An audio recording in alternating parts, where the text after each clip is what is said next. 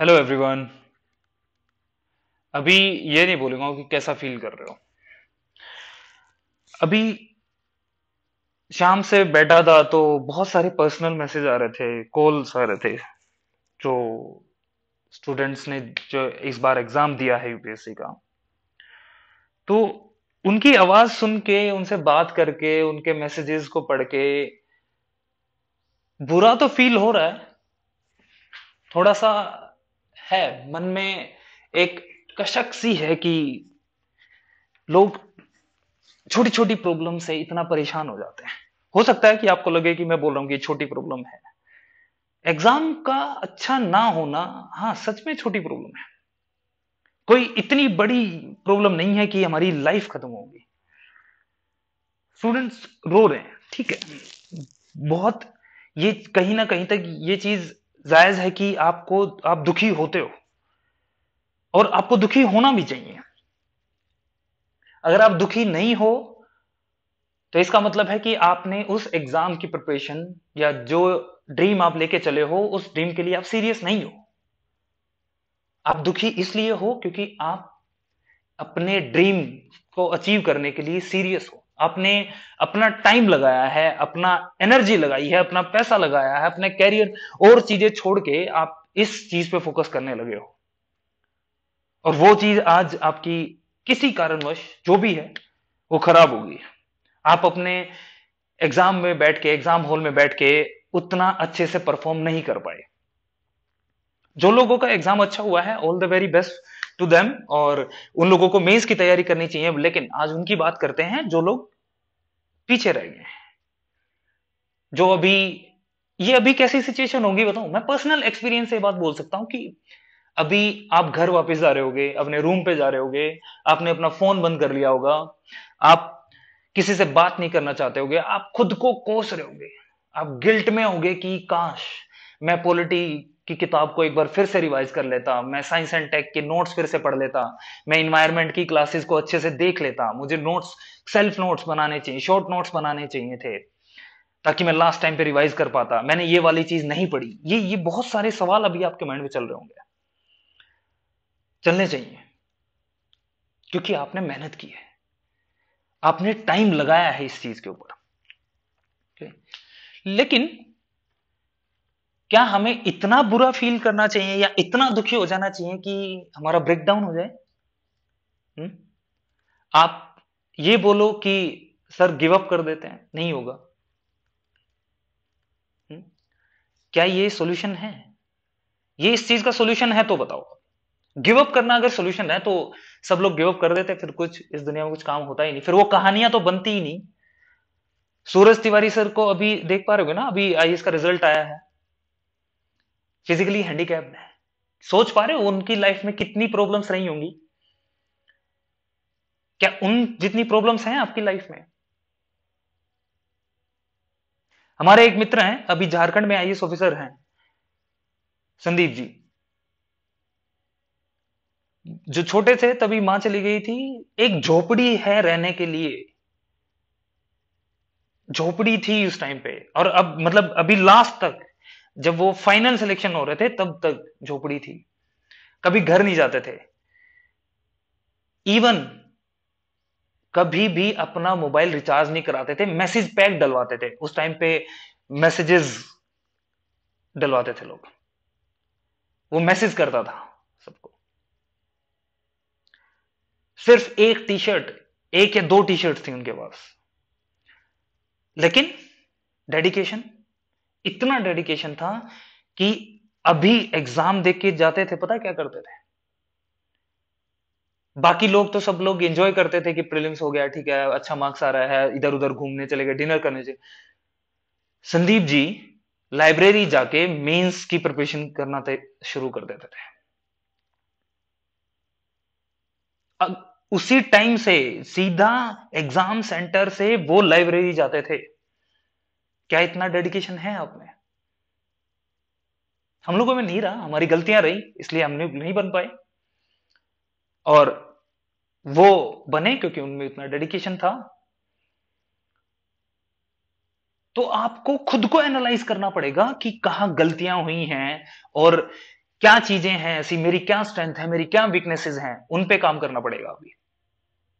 कितने सारे एग्जाम्पल हैं। अनु कुमारी मैम है, आईएएस ऑफिसर है, तो एक बच्चा था उनका, शायद शादी हो रखी थी, 4 या 5 साल का बच्चा था, फिर भी आईएएस निकाला, पेरेंट्स से अलग रह के आईएएस निकाला। तो गिव अप करना तो कोई ऑप्शन है ही नहीं ना।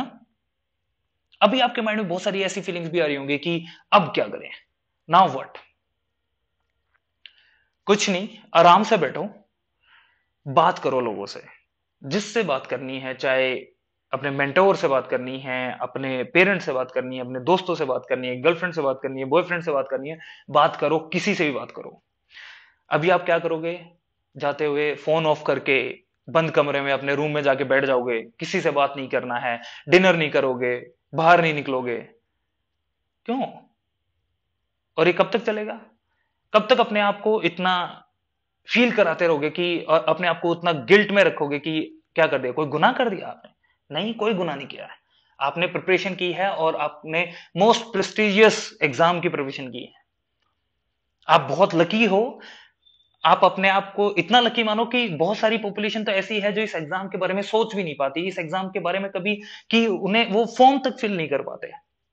आप तो एटलीस्ट एग्जाम दे रहे हो, आप उस चीज के बारे में सोच तो पा रहे हो, आप एफर्ट्स लगा रहे हो, आपके पास लैपटॉप है, आप मोबाइल से पढ़ रहे हो, अच्छी कोचिंग आपने की है, अच्छे लोगों के साथ आप रहते हो, तो अपने आप को लकी समझो। आप, आपके पास जो अच्छी चीजें हैं उन पे सोचो। और एक चीज, प्लान बी कोई गलत चीज नहीं है। प्लान बी होना, अभी कुछ एग्जाम्स हैं, ईपीएफओ है, 35 डेज बचे हैं, बहुत सारे लोगों ने इसका फॉर्म फिल किया होगा। अभी सीएपीएफ भी आने वाला है और आरएस भी आने वाला है। जो बाहर स्टेट्स के बच्चे हैं वो उनके स्टेट पीसीएस को देख सकते हैं।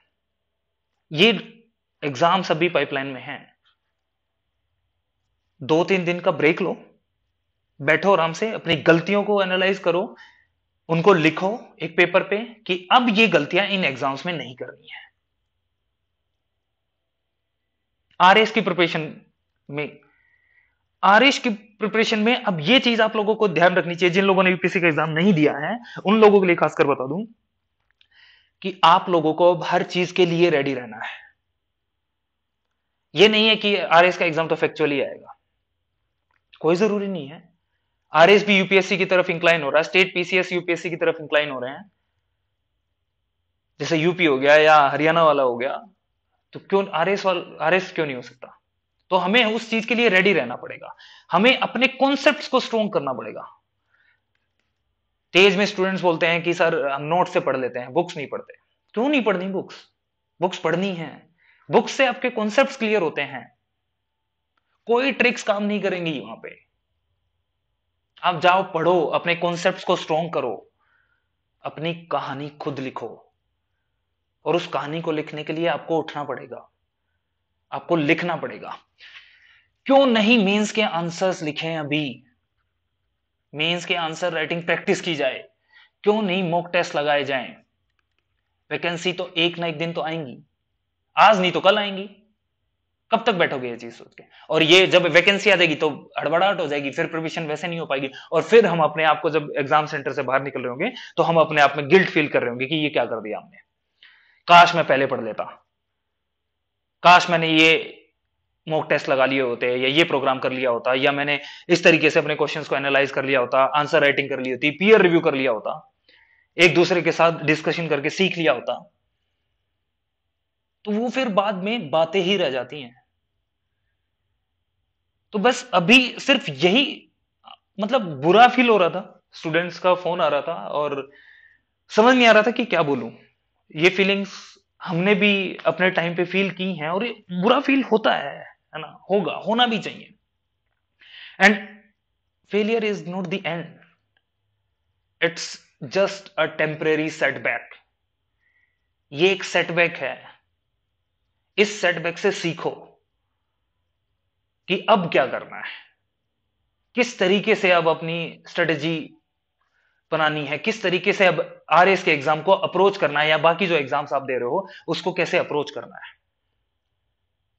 सिलेबस, सिलेबस को कैसे पढ़ना है, पीवाईक्यूज को कैसे एनालाइज करना है। अभी अभी देखना, बहुत सारे स्टूडेंट्स ऐसे होंगे जो यूपीएससी प्रीलिम्स देके आएंगे और उन्हें ऐसा लगता होगा कि हमारा नहीं होगा, बट जब उनका हो जाएगा तो वो ये सोचेंगे कि यार मैंने तो मेंस की तैयारी नहीं की। तो अभी आरएस का एग्जाम जब आने वाला है तो उससे पहले क्यों ना मेंस अभी से प्रिपेयर कर लें। मेंस का एक एक टॉपिक सिलेबस में जो मेंशन है उसके हमारे पास नोट्स होने चाहिए, शॉर्ट नोट्स होने चाहिए, उसकी आंसर राइटिंग, उससे रिलेटेड जो पीवाईक्यू जो क्वेश्चंस है वो हम सब कंप्लीट कर चुके होने चाहिए। अभी अभी भी टाइम है। तो जब भी फिर नोटिफिकेशन आता है तो हम सारी चीजें कर चुके होंगे। Take some time to reflect on your performance. अपनी परफॉर्मेंस को देखो कि कहां चीजें कम पड़ी हैं या कहां ऐसा वीकनेस है आपकी, या कहां आपने मतलब लैक किया है चीजों में। आपकी स्ट्रेंथ्स क्या है, आपकी वीकनेसेस क्या है। ये एग्जाम बहुत कुछ सिखा के जाएगा आपको, उससे सीखो। और कोई नहीं आएगा बताने आपको। आपकी लड़ाई आप खुद से है, आप खुद लड़ोगे। कब तक किसी दूसरे पे डिपेंडेंसी बना के बैठे रहेंगे कि लोग बोलते हैं ना कि न्यूज़पेपर, सर न्यूज़पेपर पढ़े या नहीं पढ़े, एग्जाम देखा, क्यों नहीं पढ़ोगे न्यूज़पेपर? न्यूज़पेपर नहीं पढ़ोगे तो कहां से निकलेगा एग्जाम? आरएस वाले स्टूडेंट्स भी ये मत सोचो कि न्यूज़पेपर नहीं पढ़ना है, न्यूज़पेपर पढ़ना है। कब तक अपने आप को ये कहते रहोगे कि नहीं हम तो नोट से पढ़ लेंगे, हम किसी कोचिंग का, चाहे तेज का भी हो, कि तेज का करंट अफेयर नहीं है इनफ। आई एम सेइंग नहीं है इनफ। और आप किसी सारे कोचिंग्स के नोट्स उठा लो, नहीं है इनफ। आपको एक्स्ट्रा पुश लगाना पड़ेगा, आपको एक स्टेप आगे जाना पड़ेगा, आपको वो मेहनत करनी पड़ेगी जिससे कि आपको जब एग्जाम सेंटर में बैठो तो भी खुद ही ये फील आ जाए कि फोड़ रहे हैं हम इस बार। और एग्जाम से जब निकलो तो ये फीलिंग आनी चाहिए, और अपने फादर को ये फोन करो, अपनी मदर को ये फोन करो, पापा फोड़ दिया है, मेंस लिख रहा हूं इस बार। ये फोन आना चाहिए। या अपने मेंटोर को फोन करो कि सर फोड़ दिया है, अब मेंस में लगते हैं, अब इतने आंसर लिखने हैं, इतने टेस्ट लिखने हैं। और वो लास्ट में वो वाली चीज आनी कि yes I can, yes you can. But उसके लिए आपको तपना पड़ेगा। ऐसे शांत बैठ के, दुखी बैठ के चीजें नहीं होंगी। पेन कॉपी उठानी पड़ेगी, आंसर्स लिखने पड़ेंगे। मेंस आंसर जो ग्रुप बना रहा है उसमें पोस्ट करो, रिव्यू करो। बहुत स्टूडेंट्स ऐसे हैं जो रिव्यू कर रहे हैं। आपको क्या लगता है वो मजाक है? नहीं, मजाक नहीं है।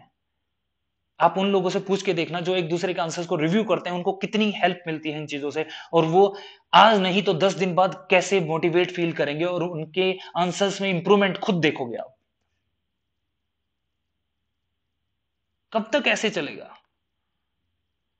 तो अब टाइम आ गया है प्रिपेयर करने का। ठीक है, चाहे वो मेंस हो चाहे वो प्रीलिम्स हो, अब होलिस्टिकली चीजों को करना है। और डाउन तो बिल्कुल फील नहीं करना है, गिव अप तो बिल्कुल नहीं करना है। गिव अप तो कोई ऑप्शन ही नहीं है अभी। अभी करना है, और मेहनत करनी है, अपनी जो कमियां रही हैं उस पर काम करना है, अपनी कहानी खुद लिखनी है। हमारी कहानी कोई और खुद और कोई नहीं लिखेगा, हम खुद लिखेंगे।